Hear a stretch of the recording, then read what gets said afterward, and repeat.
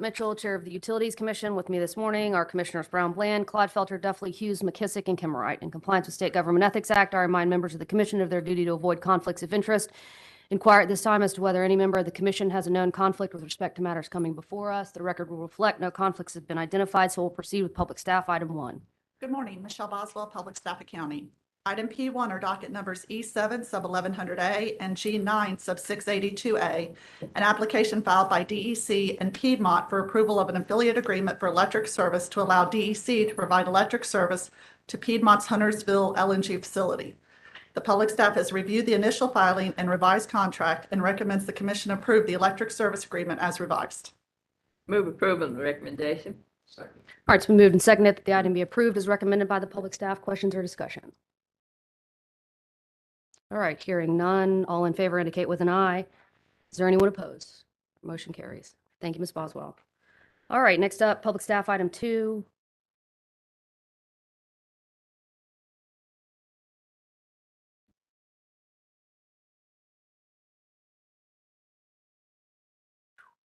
Good morning, Commissioners. I'm Tommy Williamson with the Energy Division. Item 2 is an application by Duke Energy Carolinas for a certificate of environmental compatibility and public convenience and motion for waiver of notice and hearing to relocate a transmission line in Randolph County. The public staff has reviewed the application and recommends their approval as filed. All right, thank you, Mr. Williamson. Question for you. I note that DEC has provided an estimate for the construction work necessary to construct this line. How good is that estimate? How certain is that estimate at this point? Right. I believe in their application, they estimated it at $27 million. Mhm. And actually, last week they amended that, so now it's down to 24 million. Oh, it's gone down. Okay. Yes. So apparently there were site conditions that were not as rocky to deal with locating the towers, and so yeah, those costs have come down. Okay. Well, I appreciate that good news. Thank you for sharing it. Yep. All right, and I see here that the company says it anticipates receiving revenue credits that would offset costs of relocation of this line. Does that continue to be the case if for some reason the costs go up again? Right. So really, they're independent of each other. So the revenue credit is going to be generated based on the actual revenue coming from the company, and so the cost will be offset, but whatever they end up being. So if costs continue to go down, the revenue credit isn't going to change. So if something happens and costs go up, the revenue credit should remain the same. And so won't fully offset the cost under those circumstances if the costs increase. Right. And I guess in this case, we have the allocation or the appropriation from the General Assembly for the $18 million. It does provide a little bit of help, and That's right. that's in the record, and I note that, and I am very thankful for that assistance to ratepayers. So, all right, take a motion. Move approval of the recommendation. Questions or discussion? All right, all in favor indicate with an eye. Anyone opposed? All right, thank you, Mr. Williamson. That motion carries just for the record. All right, moving on, Public Staff Item number 3.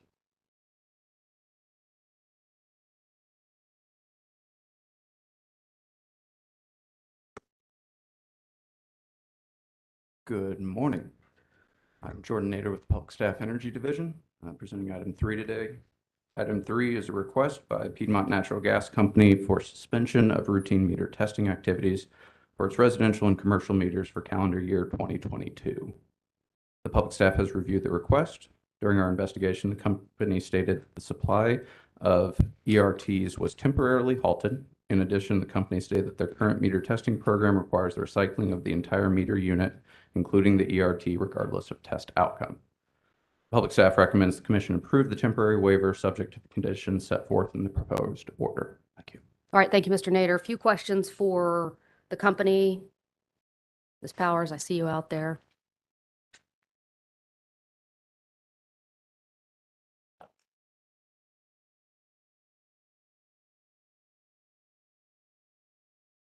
All right, for the record, please, ma'am, introduce yourself. Yes, my name is Pia Powers. I'm the Managing Director of Gas Rates and Regulatory for Piedmont Natural Gas. All right, Ms. Powers, the commission has some of the same concerns that we had when PSNC was before us with a similar request, similar situation faced by that company. But for purposes of Piedmont's request, when do you all expect the next shipment of transmitters to arrive? The Itron ERTS, Mhm. which is what is currently on back order, we expect that to arrive pursuant to communication from Itron in December of 2022.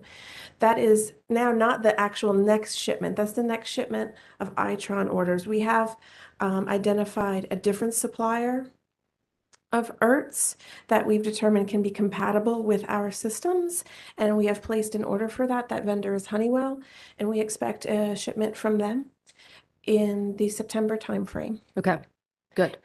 All right. So sort of following on, do you all have concerns about running out of ERTS before September or December if the Honeywell shipment doesn't materialize? Certainly, that is what we've been aggressively pursuing all options in order to not face that situation. And with this order with Honeywell and the opportunity we have now to use that, we don't expect to run out. Again, contingent upon all the shipments, Honeywell and Itron occurring. Okay, thank you for that response.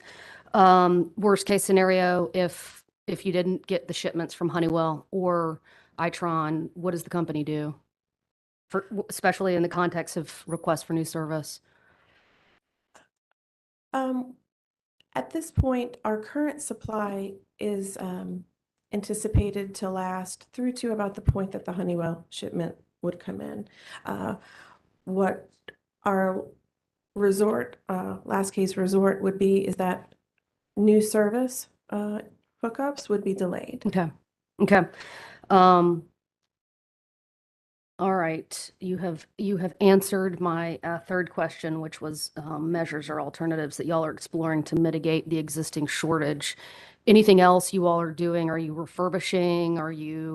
Is there anything else y'all can do kind of in this short interim period? We've explored all of those options, including refurbishing, but the determination is that refurbishment of the ERTS is not something that we can perform due to the technical specification of our ERTS. I understand that PSNC's ERTS have some different technical characteristics. The ERT device themselves, how it's integrated with the meters, how it's integrated with their systems, they're not interchangeable with ours. And so PSNC's circumstances are somewhat different than Piedmont's from a technical perspective. Refurbishing ERTS is not something that is a viable option for Piedmont because the battery is soldered to the circuit board and sealed, and so there's not an opportunity to replace a battery pack for Piedmont's ERTS, whereas I believe that is a technical option that is available for PSNC, which they're pursuing through refurbishment. Okay, thank you for that clarification. All right, Mr. Nader, anything to add to Mrs. Powers? Okay, None at this I'm time. Thanks. seeing you say no. Okay. Let me check in with commissioners to see if there are any questions for public staff or the company. Commissioner McKissick. One quick question. If we know the program that's before us now, you're proposing to suspend it, which means that, you wouldn't be conducting that routine sampling that you normally would. Have you given any thought to how you would make up for the number of meters that would not be tested during this period, moving into, say, 2023? Thank you, Commissioner Kissick. With respect to that, the sampling body, the universe of meters eligible to be sampled and from which there would be a selection this year, that universe still exists and would be present next year. And so all meters that would be eligible to be sampled this year would still be in that eligibility pool for next year. From a statistical perspective, and forgive me as that's not my expertise here, the sampling program run in its ordinary manner next year would be as statistically valid with the same sample size. It wouldn't need a larger sample size in order to produce statistically valid results regarding the accuracy of the meters it's testing next year. I see where you're coming from. So really based upon the sampling, modeling, and technique, it doesn't appear there would be any compromising of the universe of customers that would typically be tested. So no need to make up for the ones that were not conducted in this, from this Yes. point through the end of 22. Yes, no modification to the program next year would need to compensate for the suspension of the program this year. Thank you. All right, any additional questions? Move approval of the recommendation. Second. All right, questions or discussion on the motion? All in favor of approving the recommendation indicate with an eye. Anyone opposed? All right, motion carries. Thank you very much, Mr. Nader, Ms. Powers. All right, commission has before us for approval our minutes from the May 31st, 2022 staff conference. I'll take a motion. All right, any questions or discussion on the minutes, on the motion to approve the minutes? All right, hearing none, all in favor indicate with an eye. Is there anyone opposed? All right, those minutes are approved. All right, let me check in. Any additional business for the commission this morning before we adjourn? All right, hearing none, we'll be adjourned. Thank you very much. Let's go off the record, please.